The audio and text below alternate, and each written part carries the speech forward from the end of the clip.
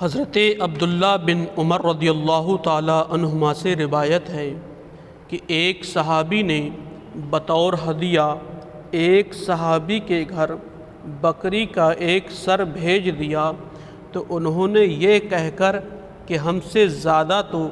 میرا فلاں بھائی اس سر کا ضرورت مند ہے، وہ سر اس کے گھر بھیج دیا تو اس نے کہا کہ میرا فلاں بھائی بھی مجھ سے زیادہ محتاج ہے، یہ کہا اور وہ سر اس صحابی کے گھر بھیج دیا۔ اسی طرح ایک نے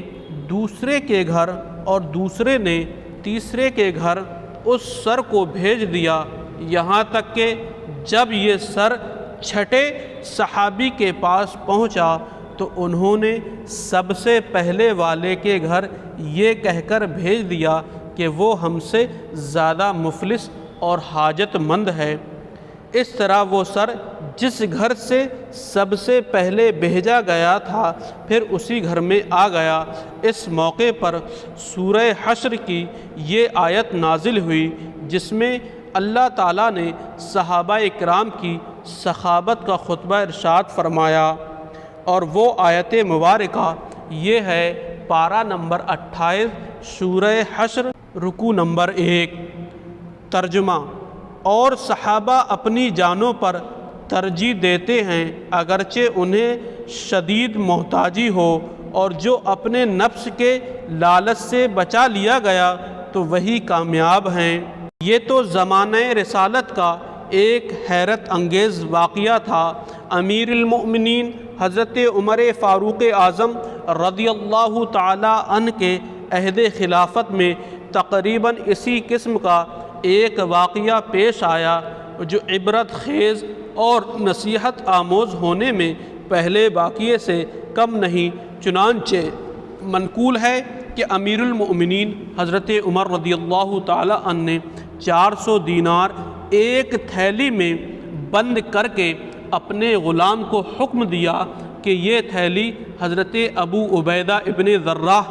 کی خدمت میں پیش کر دو، اور پھر تم گھر میں اس وقت تک ٹھہرے رہو کہ تم دیکھ لو کہ وہ اس تھیلی کا کیا کرتے ہیں۔ چنانچہ غلام تھیلی لے کر حضرت ابو عبیدہ رضی اللہ تعالی عنہ کے پاس پہنچا اور عرض کیا کہ حضرت امیر المؤمنین نے یہ دیناروں کی تھیلی آپ کے پاس بھیجی ہے اور فرمایا کہ آپ اس کو اپنی حاجتوں میں خرچ کریں۔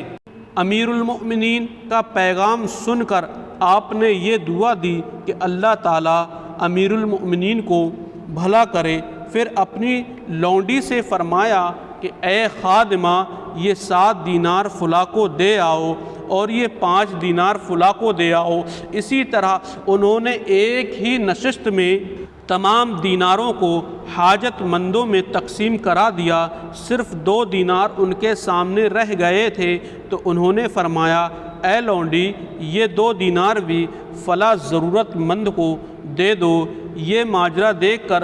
غلام حضرت عمر رضی اللہ تعالیٰ عنہ کے پاس واپس آ گیا تو حضرت عمر نے 400 دینار کی دوسری تھیلی حضرت معاذ بن جبل رضی اللہ تعالیٰ عنہ کے پاس بھیجی اور غلام سے فرمایا کہ تم اس وقت تک ان کے گھر میں بیٹھے رہنا اور دیکھتے رہنا کہ وہ اس تھیلی کے ساتھ کیا معاملہ کرتے ہیں۔ چنانچہ غلام حضرت معاذ بن جبل رضی اللہ تعالیٰ عنہ کے پاس تھیلی لے کر پہنچا تو حضرت معاذ بن جبل رضی اللہ تعالیٰ عنہ نے امیر المؤمنین کا تحفہ اور پیغام پانے کے بعد یہ کہا کہ اللہ تعالیٰ امیر المؤمنین پر اپنی رحمت کاملہ نازل فرمائے اور ان کو نیک بدلہ دے۔ پھر فوراً ہی اپنی لونڈی کو حکم دیا کہ فلاں صحابہ کے گھروں میں اتنی رقم پہنچا دو۔ صرف 2 دینار باقی رہ گئے تھے کہ حضرت معاذ بن جبل رضی اللہ تعالیٰ عنہ کی بیوی آ گئیں